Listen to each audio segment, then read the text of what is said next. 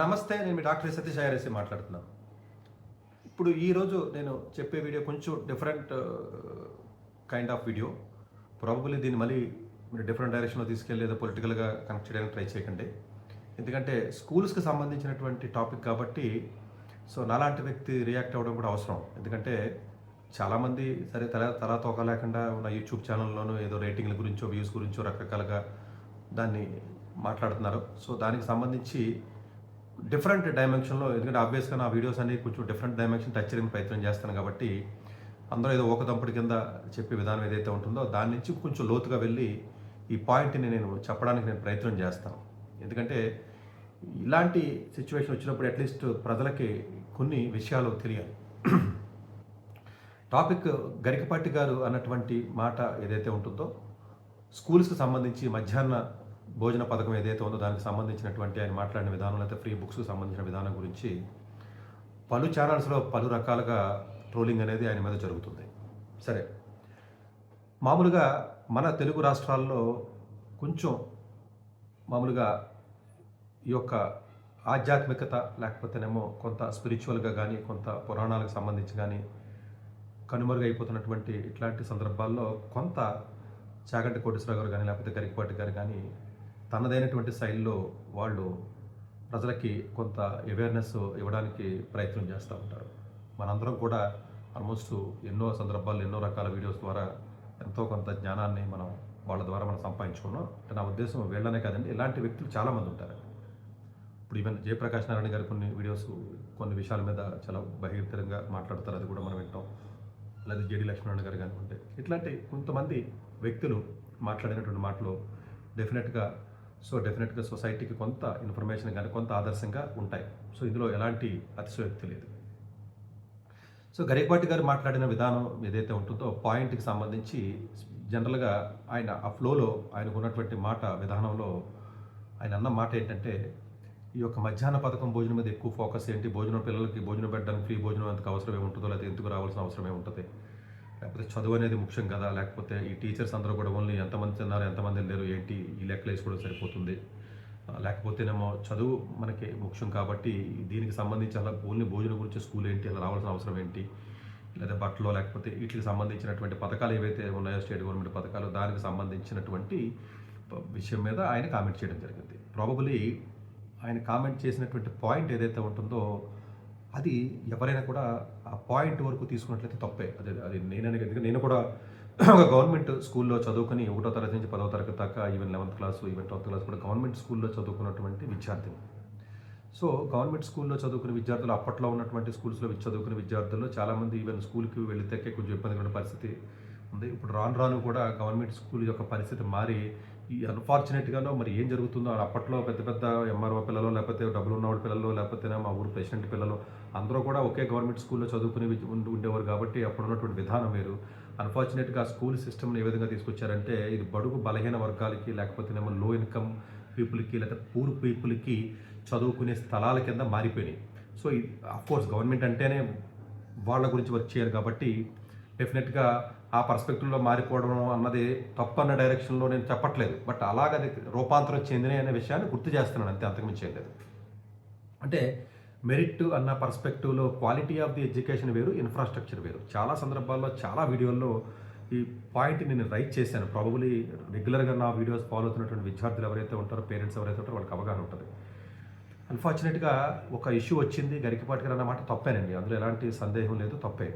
కానీ దాని వెనకాల ఉన్న గూఢార్థాన్ని, దాని వెనకాల ఉన్న కాంటెస్ట్ని మనం అర్థం చేసుకోవడానికి ప్రయత్నం చేద్దాం. అంటే స్కూల్లో ఉన్నటువంటి టీచర్స్ కానీ, లేకపోతే స్కూల్లో మనం ఇచ్చి పథకాలు, లేకపోతే మనం ఇచ్చి ఇన్ఫ్రాస్ట్రక్చరు, మనం ఇచ్చి పుస్తకాలు, లేకపోతే బట్టలు, లేకపోతే భోజనం ఏవైతే ఉన్నాయో ఈ 100కు 100% అవసరం, దాంట్లో ఎలాంటి సందేహం లేదు.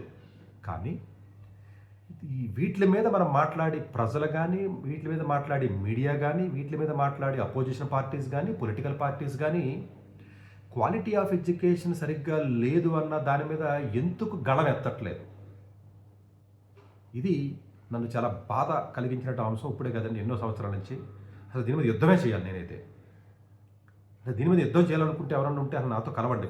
మరి ఫ్యూచర్లో నేను ఏం చేస్తాను నాకు తెలియదు, కానీ నాకైతే బలంగా ఎందుకంటేనంటే నేను ఒక గవర్నమెంట్ స్కూల్లో చదివిన ఒక విద్యార్థి కింద నేను ఆలోచన చేసి నేను చెప్తున్నాను. అప్పుడున్నటువంటి విధానం, ఇప్పుడున్న విధానానికి చాలా చాలా వ్యత్యాసం అనేది ఉందండి. ఎందుకంటే నేను ఆ స్టేజ్ నుంచి వచ్చినోడినే. అంటే స్కూల్‌కి ఫీజులు లేకపోతే వేరే రకమైనటువంటి ఇబ్బందులు పడి సీట్లు వచ్చినా కూడా 6,000, 4,000 లేని పరిస్థితి నుంచి వచ్చినటువంటి వ్యక్తినే కాబట్టి బాధ తెలియని వ్యక్తిని కాదు. బాధ తెలిసిన వ్యక్తిని నేను. వెస్ట్ గోదావరి తణుకు దగ్గర ఉన్నటువంటి దువ్వ గ్రామంలో ఎలిమెంటరీ స్కూల్‌లో చదువుకున్న పర్సన్ నేను. తర్వాత తణుకులో నాకు ఇంటర్మీడియట్‌లో సీట్ రాకపోతే మాధవరం అని జగన్నాథపురం దగ్గర అక్కడ నేను చదువుకున్న విద్యార్థిని కాబట్టి గవర్నమెంట్ సిస్టమ్ మీద, గవర్నమెంట్ స్కూల్స్ మీద పూర్తి అవగాహన ఉన్నటువంటి వ్యక్తిని. ఆఫ్‌కోర్స్ సబ్సిక్వెంట్‌గా నేను కాలేజీలు, యూనివర్సిటీలు అన్నీ కూడా గవర్నమెంట్ వాటిలోనే చదివాను. ఎక్కడ ప్రైవేట్ వాటిలో ఎక్కడ చదవలేదు నేను యాక్చువల్‌గా. పక్కన పెట్టి ఆఫ్‌కోర్స్ ఐఎస్బీ అనేది ప్రైవేట్ ఇన్స్టిట్యూట్, అక్కడ మాత్రం చదివాను నేను. పక్కన పెట్టండి అది. అంటే ఇదే గవర్నమెంట్ స్కూల్స్‌లో ఫెసిలిటీస్ ఇవ్వడం ఇంపార్టెంటే, అందులో ఎలాంటి ఇష్యూ లేదు. కానీ ఆయన మాట్లాడిన ఫ్లోలో ఉన్న బ్యాక్ ఎండ్‌లో ఉన్నటువంటి మీనింగ్‌ని కొంచెం అర్థం చేసుకుంటా ప్రయత్నం చేద్దాం. అంటే నేను సపోర్ట్ చేస్తున్నానని దయచేసి అట్లా నన్ను తప్పుగా అనుకోవడానికి ప్రయత్నం చేయొద్దు. మాట తప్పు. కానీ ఈ యొక్క స్కూల్ యొక్క టీచర్స్‌కి గానీ, మేనేజ్మెంట్‌కి గానీ, ప్రిన్సిపల్స్‌కి గానీ నాన్ అకాడమిక్ వర్క్ లోడ్ ఎక్కువైపోవడం వల్ల క్వాలిటీ ఆఫ్ ఎడ్యుకేషన్ తగ్గింది అనడంలో ఎలాంటి సందేహం లేదు. అది మాత్రం నన్ను ఎక్కడ డిబేట్‌లో రమ్మంటే అక్కడికి వస్తాను. ఎన్ని గంటలు కావాలో అన్ని గంటలు మాట్లాడతాను. ఎందుకంటే చాలామంది ఒక వీడియో కూడా నేను చేశానండి స్కూల్ టీచర్స్కి సంబంధించి. ఎంత ఎక్స్ట్రా వర్క్ ఉంటుందంటే, ఎంత నాన్ అకాడమిక్ వర్క్ ఉంటుందంటే మనం ఇమాజిన్ కూడా చేయలేమండి రోజు. అంత భయంకరమైనటువంటి వర్క్ లోడ్ ఉంటుందండి. ఇది తప్పని నేను చెప్పను. దానికి సపరేట్గా ఒక స్టాఫ్ని పెట్టి నాన్ అకాడమిక్ వర్క్స్కి స్టాఫ్ని పెట్టినట్లయితే ఈ యొక్క ఫ్యాకల్టీ మెంబర్స్ ఎవరైతే ఉంటారో ఎడ్యుకేషన్ మీద ఫోకస్ పెట్టొచ్చు. దీన్ని గట్టిగా మనం సపోర్ట్ చేయాలి. గవర్నమెంట్ స్కూల్లో చదివిన విద్యార్థిగా చెప్తున్నాను నేను.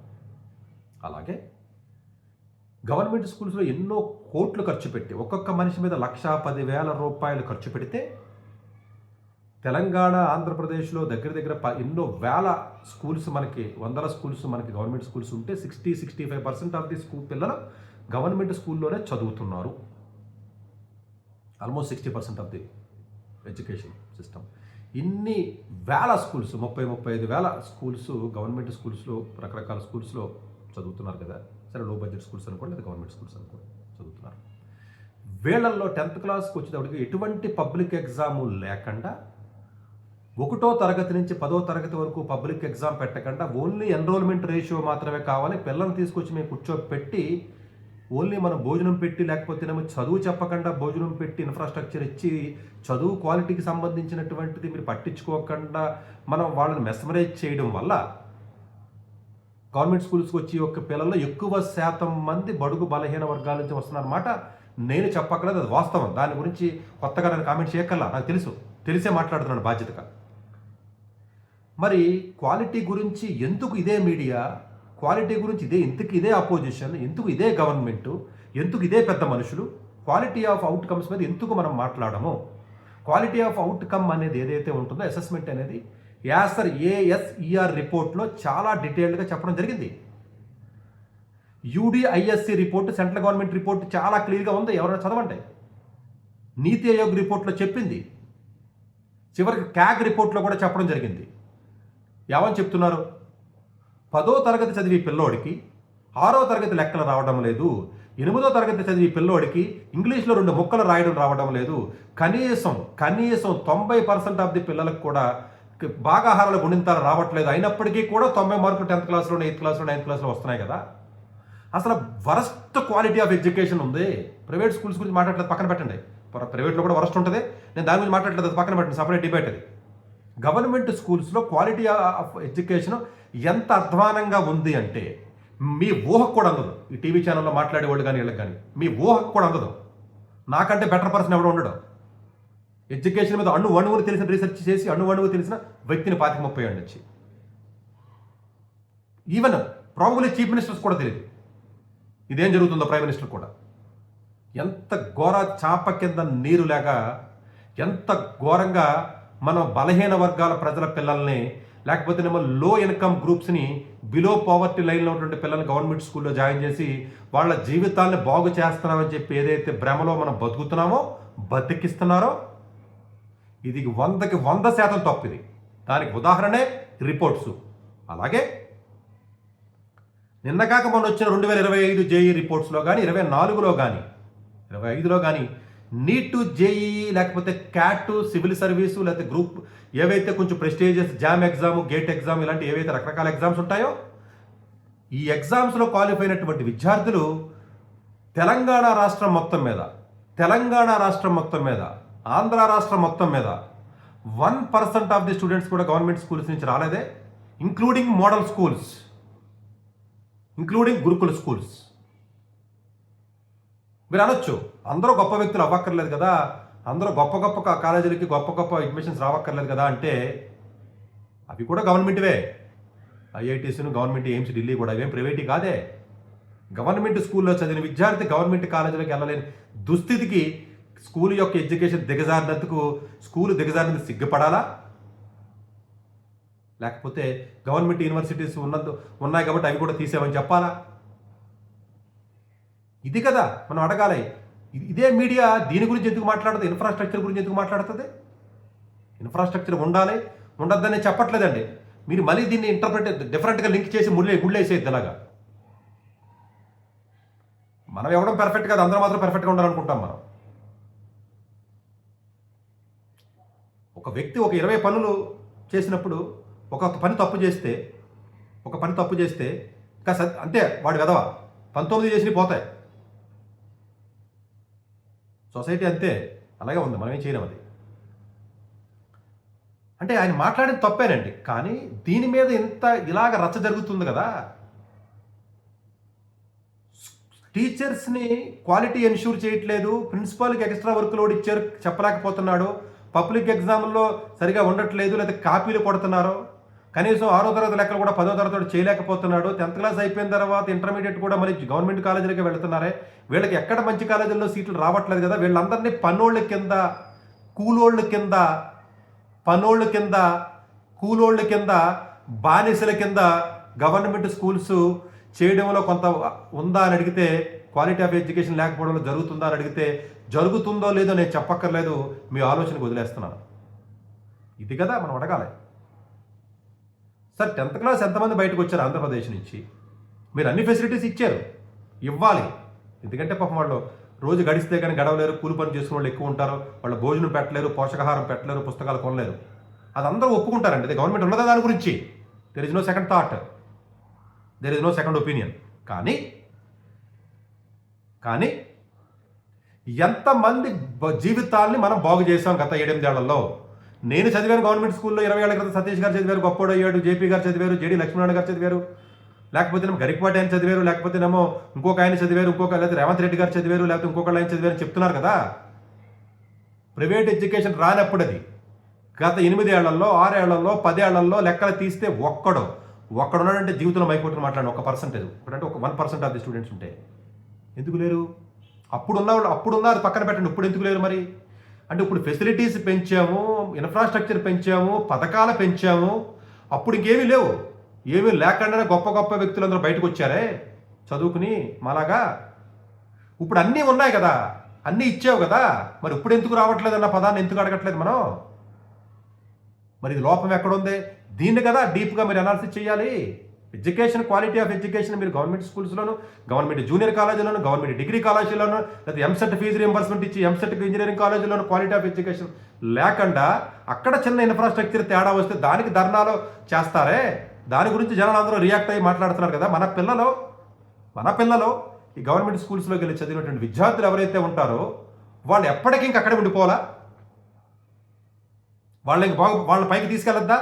వెళ్ళాను అని మీరు అంటే మిమ్మల్ని మీరు మోసం చేసుకున్నట్టు కదా. లెక్కలు తీయండి బయటికి, లాస్ట్ 6-7 ఇయర్స్లో తీయండి. 20 ఏళ్ల క్రితం వద్దు, ఇప్పుడు తీయండి. ఇప్పుడు కదా తీయాలి. టీచర్స్ నాన్ అకాడమిక్ లోడ్ ఇవ్వడం అనేది కరెక్ట్ కాదా? ఫ్రీడమ్ సరిగా ఇవ్వాలి కదా టీచర్స్ని. ఒక పిల్లోని ఏమైనా గట్టిగా మాట్లాడితే పాస్ చేయండి, మార్కులు చేసి పాస్ చేయండి అని చెప్తున్నారు కదా. పబ్లిక్ ఎగ్జామ్ ఎందుకు తీసేశారు మీరు? భయపడే కదా. ఓన్లీ ఎన్రోల్మెంట్ రేషియో చూపించుకోవడానికా? స్కూళ్ళల్లో ఇన్ఫ్రాస్ట్రక్చర్ ఇచ్చి భోజనం పెట్టి ఎన్రోల్మెంట్ చూపించుకోవడానికి పిల్లలందరినీ వాడుతున్నామా మనం? డిగ్రీ దాకా ఎలాగ చదివిస్తామా మనం? కనీసం చదువు మానేస్తే చైనాలో ఉన్నట్టుగా, లేకపోతే వేరే కంట్రీలో ఉన్నట్టుగా వేరే పని చేసిన బతుకుతారు, వేరే పనికి కూడా పనికి రాకుండా చేస్తున్నాం కదా. ఈ రోజున ఆంధ్రప్రదేశ్ రాష్ట్రంలో 10th క్లాస్ బయటకు వచ్చిన విద్యార్థుల సంఖ్య 5 లక్షలు ఉంది, 4.5 లక్షలే. అందులో 2 లక్షల మంది ఫెయిల్ అయిపోతున్నారే. గవర్నమెంట్ స్కూల్లో 3 లక్షల మంది చదువుతున్నారే. తెలంగాణలో 2.5 లక్షల మంది చదువుతున్నారే. ఇందులో ఎంతమంది జూనియర్ కాలేజీ మంచి కాలేజీకి వెళ్ళారు, తర్వాత ఎంతమందికి సీట్లు వచ్చినట్టే 1% కూడా లేదు. మళ్ళీ గవర్నమెంట్ డిగ్రీ కాలేజీలో చదువుతారే. ఒక్కొక్క స్టూడెంట్ మీద ₹1,00,000 ₹1,10,000 చొప్పున 15 సంవత్సరాలు ఒక్కొక్క విద్యార్థి మీద 20 లక్షల రూపాయలు గవర్నమెంట్ ఖర్చు పెడుతుంది. ఇది ట్యాక్సిబుల్ ఇన్కమే కదా. మరి ఎంతకన్నా ఖర్చు పెట్టుడు అవుట్కమ్ ఏది? అవుట్కమ్స్ తీయంటే డిగ్రీ ఎంతమంది గవర్నమెంట్ డిగ్రీ కాలేజ్ నుంచి బయటకు వచ్చారు, వాళ్ళు ఎంతమందికి ఉద్యోగాలు వచ్చినాయి, ఎంతమందికి క్వాలిటీ ఉన్న కాలేజీలోకి వెళ్ళారు, ఎంతమంది క్వాలిటీ ఉన్నటువంటి ఇన్స్టిట్యూషన్స్లో సీట్ వచ్చినాయి వాళ్ళకి, వాళ్ళ జీవితాలు ఎంతమందిని మనం బాగు చేయగలిగాం లెక్కలు తీయండి, నెంబర్స్ తీయండి. ఇన్ఫ్రాస్ట్రక్చర్ ఉండాలని నేను చెప్తానండి, కాదని నేను చెప్పట్లా. మేము చదువుకున్న చోటు టాయిలెట్లు లేవు, వాష్రూమ్లు లేవు, గోడలు లేవు, పెయింట్లు లేవు, బంచ్లు లేవు, చెట్ల కింద కూర్చొని చదువుకున్నాం అంటే అలాగని ఇప్పుడు నేను చదువుకోమని చెప్పట్లేదండి. దయచేసి పాయింట్ని మీరు థిన్ లైన్ డిఫరెన్స్ ఉంది మాలాంటి వాడు మాట్లాడినప్పుడు. ఆ థిన్ లైన్ డిఫరెన్స్ పట్టుకోవడానికి ట్రై చేయండి. ఏదో ఇప్పుడు యూట్యూబ్లో ఏ షార్ట్లు లాంటి చిన్న చిన్న ముక్కలు ఏదైనా అలాంటి ఏదైనా చూసినప్పుడు వేరే రకంగా మీకు మీనింగ్ అర్థం అవ్వచ్చు. మేబీ క్వాలిటీ ఆఫ్ ఎడ్యుకేషన్ కాదురా ఇవ్వండి. ఓన్లీ మీరు తిండి పెడితేనో లేకపోతేనేమో బానిసల్లా కూర్చోబెడితేనో, ఎన్రోల్మెంట్ పెంచుకుంటేనో, ఫ్రీగా పుస్తకాలు ఇస్తేనో, ఫ్రీగా బడికి పంపిస్తేనో వీళ్ళ జీవితాలు బాగుపడతాయి అన్న మాట వాస్తవం అయితే ఇంతకు 20 ఏళ్ళ నుంచి ఇలా ఉందా మన దేశం? ఇలా ఉండదు కదా. ఏ గవర్నమెంట్ స్కూల్లో ఎవడంటే చదివించింది? గవర్నమెంట్ స్కూల్లో చదివాం గొప్పగా చెప్పుకున్న తల్లిదండ్రులు నాలాంటి వాళ్ళు ఎవడైతే ఉన్నాడో ఆడెవడన్నా పిల్లవాడిని మళ్ళీ గవర్నమెంట్ స్కూల్కి జాయిన్ చేశాడా? లేదు కదా. ఎందుకు? ఉంటే జాయిన్ చేస్తారు కదా. క్వాలిటీ గురించి క్వశ్చన్ చేయాలి. ప్రాబబుల్లీ గరికపాటి గారికి ఈ పట్ల డైమెన్షన్ పాయింట్ అవుట్ చేయడం రాలేదేమో, లేకపోతే ఆయన ఉద్దేశం లోపల అది ఉండేది మాట్లాడాడు తెలియదు కానీ నాకు. ఆయన చదువు అనేది నేర్పించడంలో రెస్పాన్సిబిలిటీ ఉండాలి, అకౌంటబిలిటీ ఉండాలి. గవర్నమెంట్కి అకౌంటబిలిటీ ఉండాలి, టీచర్స్ కూడా అకౌంటబిలిటీ ఉండాలి. నేనేమో టీచర్స్ని సపోర్ట్ చేస్తానని చెప్పి దయచేసి అలా అనుకోవద్దు. వాళ్ళకు నిర్దేశమైనటువంటి టార్గెట్స్ ఇచ్చి నాన్ అకాడమిక్ లోడ్ని తీసేసి టార్గెట్ ఇచ్చి పబ్లిక్ ఎగ్జామ్ పెట్టి ఫెయిల్ అయితే మన అదే క్లాస్లో పెట్టండి. వేరేది అదే క్లాసులో పెట్టినట్లయితే వాడు నాలెడ్జ్ వస్తుంది. లెక్కలు గుణింతాలు బాగారాలు రాను 10వ తరగతి దాకా మీరు ప్రమోట్ చేసుకుంటే గవర్నమెంట్ ప్రెజర్ చేసి ఎన్రోల్మెంట్ రేషియో పెరగాలి, లేకపోతే మా రాష్ట్రం గొప్పగా ఉందో లిటరసీలో చెప్పుకోవడానికి ముందుకు తీసుకొచ్చి 10వ తరగతిలో ఎందుకు పనికి రాకుండా పాస్ చేయడం, లేకపోతేనేమో కాపీలు కొట్టి పాస్ చేయించి స్కూల్ ఫస్ట్ రావాలని చెప్పి మళ్ళీ 11th క్లాస్ 12th క్లాస్లో పనికి రాకుండా ఎంతమంది అండి. ఒకప్పుడు అంటే నేను శ్రీశైలంలో చదువుకున్నాను, లేకపోతేనేమో ఏపీఆర్జీసీలో చదువుకున్నాను, లేకపోతేనేమో గురుకుల్లో చదువుకున్నాను, లేకపోతేనేమో అంటారు. ఎక్కడండి ఇవన్నీ? ఇప్పుడు ఎక్కడ ఉన్నాయండి ఇవన్నీ? పాత రోజులు ఎన్ని రోజులు చెప్పుకుంటాం మనం. ప్రవీణ్ గారు చెప్పినా నేను చదువుకున్నాను గొప్ప అయ్యానని ఆయనే చెప్తాడు, లేకపోతే ఇంకొక ఆయన వచ్చి ఇంకొక వాళ్ళు చెప్తాడు, లేకపోతే సీఎం చెప్తాడు, మినిస్టర్ చెప్తారు. ఇప్పుడు చెప్పండి, లాస్ట్ 6 నెంబర్లు తీయండి బయటికి, నెంబర్లు తీయండి బయటికి తీయండి. అసలు షెల్టర్ ఇచ్చి కూర్చోబెట్టి చదువు క్వాలిటీ ఎడ్యుకేషన్ ఇవ్వకుండా మీరు భోజనం పెట్టో లేదా ఇంకోటి పెట్టో బయటకు వదలటం వల్ల ఏంటి పర్పస్ ఏంటది? అంటే చైనా ఉంది, చైనా ఎడ్యుకేషన్ సిస్టమ్ మీరు గూగుల్కి వెళ్ళి చూడండి. మధ్యాహ్న భోజన పథకం అక్కడ కూడా ఉంటుంది. చాలా హై క్వాలిటీ ఫుడ్ పెడతారండి. క్వాలిటీ ఫుడ్ పెట్టట్లేదు, చాలా హై క్వాలిటీ ఫుడ్ పెడతారు. సరే, ఇక్కడ క్వాలిటీ ఆఫ్ ఫుడ్ గురించి నాకు తెలియదు, నేను దాని గురించి డీప్గా నేను కామెంట్ చేయదలుచుకోవడం పక్కన పెట్టండి. మరి క్వాలిటీ ఆఫ్ ఎడ్యుకేషన్ ఎలా ఇవ్వగలిగాడు చైనా వాడు మధ్యాహ్న భోజన పథకం పెట్టాడు కదా, పెట్టి భోజనం పెడుతున్నాడు, ఫ్రీగా పెడుతున్నాడు కదా. మరి క్వాలిటీ ఆఫ్ ఎడ్యుకేషన్ ఎందుకు ఇవ్వవు నువ్వు? అక్కడ ఎందుకు ఇస్తున్నారు అంటే ప్రతి స్కూల్లోనూ మదర్ ఫాదర్ కూడా ఉద్యోగం చేస్తే కంట్రీ ఎకానమీ పెరుగుద్ది. కంట్రీ ఎకానమీ పెరిగితే దేశం ముందుకెళ్తుంది. కాబట్టి మొగుడు పిల్లలు ఇద్దరు కూడా జాబులు చెయ్యండిరా, మీ పిల్లలు మేము సంరక్షిస్తాం, మా గవర్నమెంట్ స్కూల్కి పంపించండి, మీ పిల్లలకి మధ్యాహ్నం పొద్దున టిఫిన్, మధ్యాహ్నం భోజనం, సాయంత్రం అవసరమైతే స్నాక్స్ పెట్టి ఇంటికి పంపిస్తాం, మీకు ఎలాంటి బర్డెన్ లేకుండా ఉంటుంది, మీరు దేశ ప్రగతికి ఉపయోగపడండి అన్న కాన్సెప్ట్తో వచ్చింది అది పథకం. ఓకే, ఇక్కడ మనకు పూర్ పీపుల్ ఉన్నారు అంటే ఏంటంటే బడుగు బలహీన వర్గాలకు, పూర్ పీపుల్కు, బిలో పవర్టీ లైన్లకి ఒక షెల్టర్ కింద మన గవర్నమెంట్ స్కూల్స్ చూస్తున్నావా? అది తప్పు అనుకున్నట్లయితే నెంబర్స్ చెప్పండి. ఎందుకు మీరు పబ్లిక్ ఎగ్జామ్ తీసేస్తారు? ఇవి కదా అడగాలి. ఎవడంటే అడుగుతున్నాడు, నాకు అర్థం కాదు. సరే, ఆయన మాట అన్నాడు, తప్పు రేటే పక్కన పెట్టండి. ఆయన పట్టుకుని 100 వీడియోలు ట్రోల్ చేశారు. ఆయన ఎవరో కూడా నాకు అంటే పర్సనల్గా నాకు పరిచయం లేదండి, దయచేసి. అంటే నా ఉద్దేశం ఏంటంటే అంటే నేను దీనికి సంబంధించిన పర్సన్ నేను కాకపోయినప్పటికీ ఎవరైనా ఒక 10 ఒక పనులు చేసినప్పుడు 1 or 2 మాటలు ఏదైనా కొంచెం అటు ఇటు అయితే ఎప్పుడు అవకాశం దొరుకుద్దని వాళ్ళని మనం ట్రోల్ చేసేస్తే ఓకే, మాట జారాడు అని ఉండొచ్చు. ఎప్పుడు నేనేదో మాట జారుతాను నన్ను అంటారు, అదేదో చిన్న తప్పు చేస్తాను, నేను ఎక్కడో బీర్ బాటిల్ వేసి మనతో అయితే కనపడ్డాను, ఇంకా సతీష్ గారు ఎదవ ఇప్పుడుదా చేసినవి వేస్ట్ 25 నుంచి. ఇది కాదండి. ఇప్పుడు మనకి కోపం ఉన్నప్పుడు అవకాశం ఎప్పుడు దొరికితే అప్పుడు బురదేసేద్దాం. సతీష్ గారి మీద కోపం ఉంది, కానీ మీకు బురదేయడానికి అవకాశం దొరకట్లేదు, వెయిట్ చేస్తున్నారు, ఇప్పుడు దొరికింది ఏదో అన్నాడు ఆయన, వేసేయడం. ఈ సిస్టమ్ తప్పండి. మనకు క్వశ్చన్ చేయవలసింది గరికపాటి గారినో సతీష్ గారినో కాదు, క్వశ్చన్ చేయవలసింది గవర్నమెంట్ని. ఎందుకంటే government is the pure responsible. ప్రతి విద్యార్థికి క్వాలిటీ భోజనం పెట్టాలి, మంచి బలవర్ధకమైనటువంటి భోజనం పెట్టాలి, అంతే బలంగా చదువు ఇవ్వాలి. నువ్వు చదువు ఇవ్వకపోతే దేనికి పనికి రాకుండా, ఎలాంటి స్కిల్ నేర్పకుండా, కనీసం వర్క్షాప్లోనో లేకపోతే ఇంకో కూలి పనో లేకపోతే ఇంకొక వర్క్షాప్లోనో ఇంకో పనో మ్యానుఫ్యాక్చరింగ్ ఇంకో ప్రొడక్షన్ యూనిట్స్కి వెళ్ళకుండా కూర్చోబెట్టి ఓన్లీ భోజనం పెట్టి చదువు పెట్టకపోతే వాళ్ళ బయటకు వచ్చిన తర్వాత ఏం చేస్తారు? కనీసం ఊహకు అందుతుందా మీకు? ఇప్పుడు జరుగుతున్న సొసైటీలో అదే కదా. 10th దాకా మీరు క్వాలిటీ ఇవ్వరు, 11th 12thలోనే ఇవ్వరు, గవర్నమెంట్ డిగ్రీ కాలేజీలోనే క్వాలిటీ ఇవ్వరు, ఎంసెట్ కాలేజీలోనే క్వాలిటీ ఇవ్వరు. ఫీజు రియంబర్స్మెంట్ ఇస్తాం, భోజనం పెడతాం, బట్టలు పెడతాం, పెయింట్ వేస్తామని చెప్తున్నారు మీరు. ఒక్కొక్క మనిషి మీద 1,20,000 ఖర్చు పెడతామని చెప్తున్నారు. ఎవరికది అది ఎవరికి ఉపయోగం? ఇది నాకు అర్థం కాదు. కాలేజీల ఎడ్యుకేషన్కి సంబంధించి కాలేజీ మీద ఎవరికి అవగాహన ఉండదు, క్వాలిటీ మీద ఎవరికి అవగాహన ఉండదు, అవుట్పుట్స్ అంటే ఏంటో తెలియదు. క్వాలిటీ అంటే అసలు పదవే లేదు ఎవరికనే. ఒక కూరలో బల్లి పడింది, మొత్తం రాష్ట్రం అంతా 100 వీడియోలు చేస్తారు చెత్త మీడియా వాళ్ళు. 10th క్లాస్ 6వ తరగతి లెక్కలు రావట్లేదని వీడియో చేయండి. మరి ఎంసెట్ కాలేజీ కూడా దేనికి పనికిరాడు, గాలికి తిరుగుతున్నారు అని చెప్పి చేయండి వీడియోలు. కాలేజీలో 100 మందికి ఒకటి కూడా ఉద్యోగం రాలేదు, ఈ ఫీజు రియంబర్స్మెంట్ ఎందుకు ఇస్తుందని వీడియో చేయలేదా? దమ్ముంటేనే అది కదా చెయ్యాలి. ఇప్పుడు వీడియో చేసిన 20 మాటలు ఉన్నాయి, ఇందులో ఒక మాట నచ్చకపోతే ట్రోల్ చేసేస్తారా? నాకు అర్థం కాదు. మొత్తం అన్ని ఛానల్స్ పడిపోతున్నాయి. ఆయన అన్నమాట తప్పై ఉండొచ్చండి, ఆయన ఫ్లోలో చెప్పాడు. బట్ ఆయన ఏంటి టీచర్స్ లోడ్ అంటే కంటెస్ట్ వేరే, ప్రాబులీ ఆయన కన్వే చేయడం రాలేకపోయి ఉండొచ్చేమో అనుకుంటున్నాను నేను.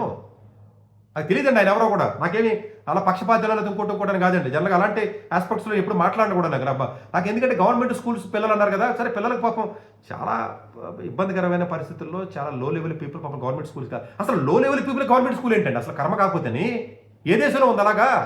ఫిన్లాండ్లో ఉందా, నెదర్లాండ్లో ఉందా, లేకపోతే యూఎస్లో ఉందా, లేకపోతే చైనాలో ఉందా? ఎక్కడ ఉందండి? లో లెవెల్కి, బిలో పవర్టీ లెవెల్కి, బడుగు లేని వాడికి, లేదా బిలో పవర్టీ డబ్బులు లేని వాళ్ళకి, జీతాలు లేని వాళ్ళకి, చిన్న ఫ్యామిలీలో ఉన్నవాళ్ళు మాత్రమే గవర్నమెంట్ స్కూల్కి వెళ్ళాలన్న సిస్టమ్ ప్రపంచంలో ఏ దేశంలో ఉందంటే మన భారతదేశంలో తప్ప. దీనికి కదా మనం సిగ్గుపడాలి. నీ పిల్లడు నా పిల్లడు ఎందుకు వెళ్తా? ఆ స్టేజ్కి కదా తీసుకురావాలి స్కూల్స్ని మనం. అది కదా ఆలోచించాలి జనాలు, మీడియా సంస్థలో. కర్మ ఇది. జనాల్లో మారదండి. జనాలకు బ్రెయిన్ ఉండదు, పేరెంట్స్కి బ్రెయిన్ ఉండదని ఎప్పుడు చెప్తాను కదా. నీకు బ్రెయిన్, జనాలకు బ్రెయిన్ ఉంటే ఈ కర్మ ఎందుకు మనకి? కొద్దో గొప్ప సొసైటీని చైతన్యం చేసి వాళ్ళు బతకనే ఉండాలి అలాగా. Thank you very much.